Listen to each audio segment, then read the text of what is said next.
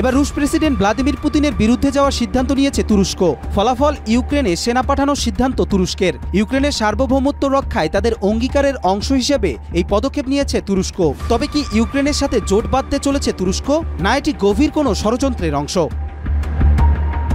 তুরস্কের প্রতিরক্ষা মন্ত্রণালয় জানিয়েছে, তুরস্ক ইউক্রেনে কেবল সেনা নয়, মানবিক সহায়তাও পাঠাবে, যা যুদ্ধের ফলে সৃষ্ট মানবিক বিপর্যয়ের সমাধানে সহায়ক হবে। তুরস্কের সরকারি কর্মকর্তারা জানান, এটি একটি জীবন রক্ষার প্রচেষ্টা এবং দেশটি আগের মতো ইউক্রেনের জনগণের পাশে থাকবে।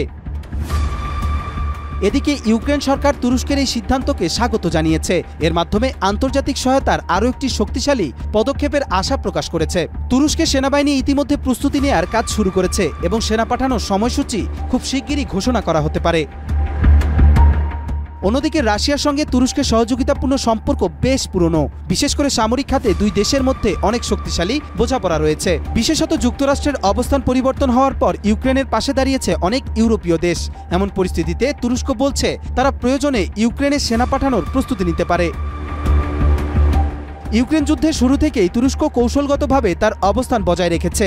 ন্যাটো সদস্য হওয়া সত্ত্বেও তারা রাশিয়া ও জোটের অন্যান্য সদস্যদের সঙ্গে সম্পর্কের মধ্যে ভারসাম্য রেখে চলেছে। এখন দেখার বিষয়, তুরস্কের সাহায্য কতদূর যায় ইউক্রেনে।